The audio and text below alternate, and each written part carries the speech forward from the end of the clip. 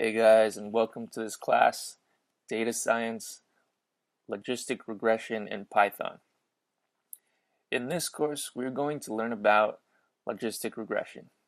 It is the basic building block of neural networks and deep learning, and so it's essential for understanding more complex machine learning models. I incorporated a lot of feedback into this course, and so I want to talk a little bit about that here. First, let's talk about who this course is for.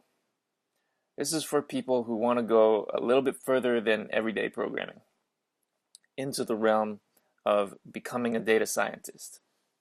In fact, that is why I put data science into the title of this course. So what does this entail? Well, let's talk about what an everyday programmer might do.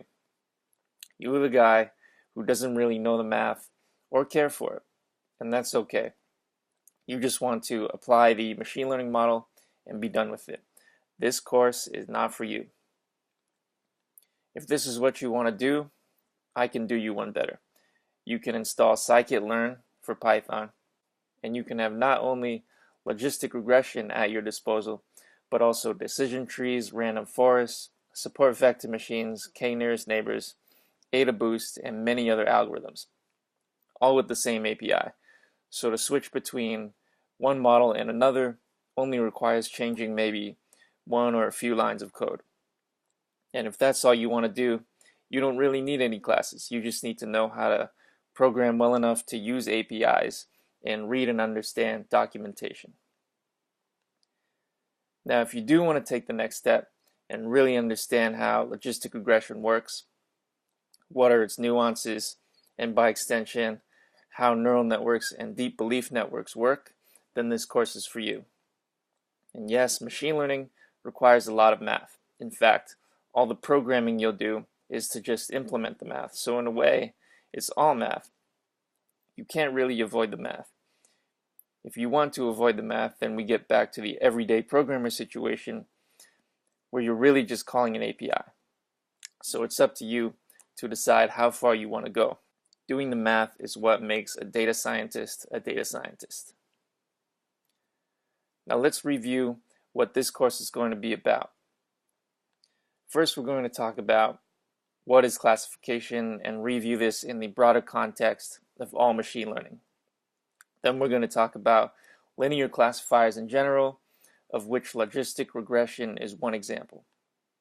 Then we're going to talk about the biological inspiration for logistic regression, the neuron, and go into some of the older models of the neuron, namely the perceptron.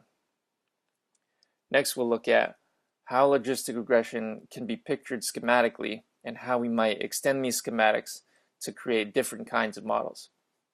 Next, we'll look at the feed-forward mechanism of logistic regression and its probabilistic interpretation.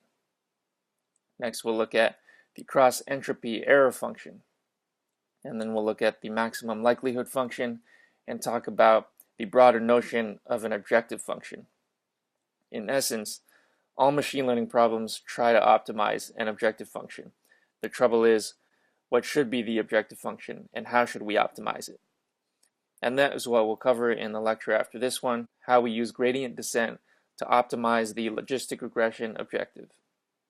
In the 3 lectures after that, we'll talk more about practical problems and examples surrounding logistic regression, regularization, the donut problem, and the XOR problem.